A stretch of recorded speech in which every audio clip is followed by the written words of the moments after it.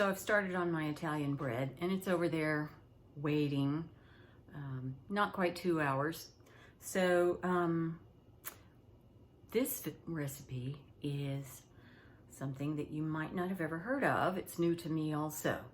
You know about French onion soup? I've made that plenty of times. You know, that delicious brown soup with the bread on top and the cheese. Well, this one is Italian onion soup, more specifically Tuscan. So I'm excited. Let me tell you what's in it. Not very much, but you need 2 pounds of red onions. 2 pounds, it's a lot. It is onion soup anyway. You're gonna need some olive oil. Now, the recipe comes from, I believe it's food52.com, and they call for extra virgin olive oil. I'm gonna use 41 olive Tuscan herb because it's Tuscan onion soup. And there's not very much in the way of herbs in the soup recipe. But it does call for some fresh sage leaves, and I'm really lucky. I have this growing in my yard. So it calls for 4, but my leaves are kind of small, so I'm gonna put in 5. Why not? Gonna have some veggies, bouillon. You know what I'm gonna use? This stuff right here. I sent you some. I also sent your brother some. Salt and pepper, and here's the surprise. Eggs. I know, different, but you'll see. And also some Parmesan. I've got Parmesiano-Reggiano cheese. The Italian name for this soup is, wait, let me get it right. Carabaccia. I think I said that right. Carabaccia. I hope I didn't slaughter it. Anyway, I'm excited about this. And you have to also have some bread. Don't believe it's going to be on top of the soup like in French onion soup, but we're going to see how it goes. I'm pretty sure it's going to be delicious.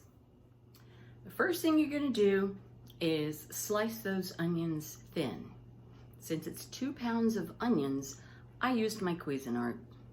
If you're going to do it by hand, then just cut them in half and then, you know, slice halves. It doesn't have to be perfect circles. You're not even gonna see that. So here's my Dutch oven. I'm gonna put in 2 tablespoons of olive oil.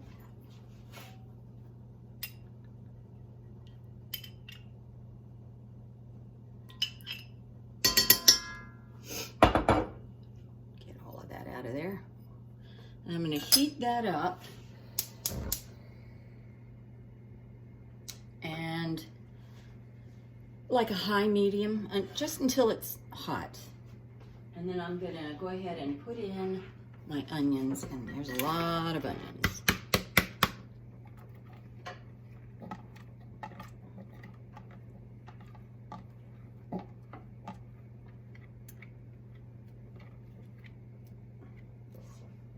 Okay, so I'm gonna give it a bit of a stir, although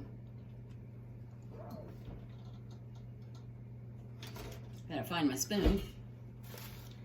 Actually, there's not much to stir. So I'm just gonna put the lid on, and when it gets good and hot, I'm gonna turn that down to a low, and I'm gonna cook those onions for half an hour, slowly. Because I want them to caramelize, pardon me, I want them to caramelize and, you know, not burn. So I'll just keep it up on that medium high just until it gets hot, and then I'm going to turn it to like a medium low. Okay, I can hear it, you know, making a sound here. So I'm going to turn that down to a medium low. And I'm going to put a little bit of pepper in here, freshly ground. Just a little pinch of salt. just a little bit of salt. And my fresh sage leaves. Okay. And now, lid on, set the timer for 30 minutes. And I'm going to stir it now and then. So I said medium low. The recipe says the lowest heat possible because you want the onions to sweat and not lose their color. You don't want them to brown. So I just turned it back down to the lowest low and 30 minutes. Okay, so it's been 30 minutes that the onions have been cooking, and I did turn them back up to a medium low because it just wasn't cooking. So they're beautiful now. You can taste if you want at this point, see if you think it needs any more salt or pepper. They're not going to be fully done. No, I think that's delicious. Okay, so I'm going to now add my stock, 4 cups of water with about 3 tablespoons of the fake chicken flavoring. Now I'm going to turn this up to a medium, bring it to a simmer, put the lid back on, and it's going to cook 30 more minutes. Okay, I'm ready to finish off the soup. Yay! I just tasted it. Oh, so good. All right, here we go. It's been simmering on medium for half an hour. Now, I don't know. Part of me thinks I should remove those leaves, but I think I'll just leave them in there. We can remove them ourselves. So what I'm going to do now is I have 3/4 of a cup of Parmesiano-Reggiano. Okay, I could say it. Now I'm going to put half of it in here. Sprinkle it on top.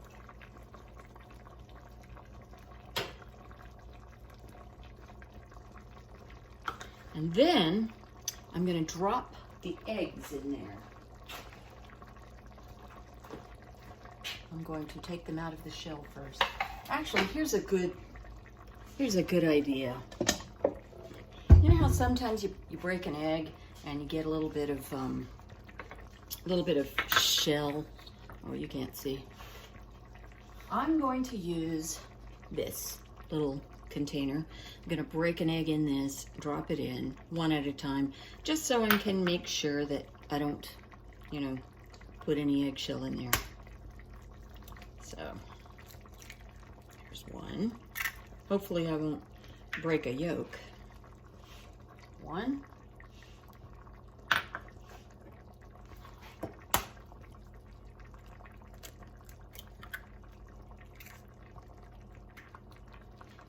2.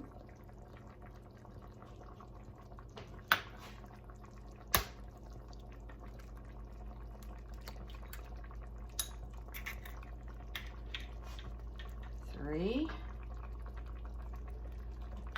And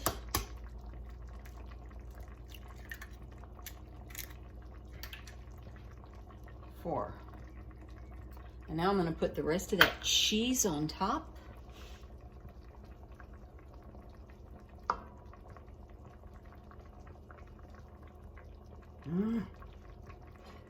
And I'm going to close it, and I'm going to cook it for 5 minutes.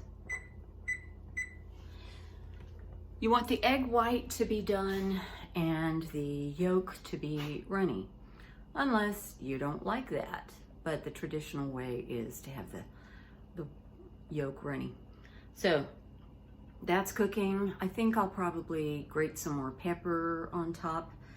And I've got the bread that I also made today. I'm going to slice that and toast it and serve it with the soup. I think it's going to be delicious. I hope you like it.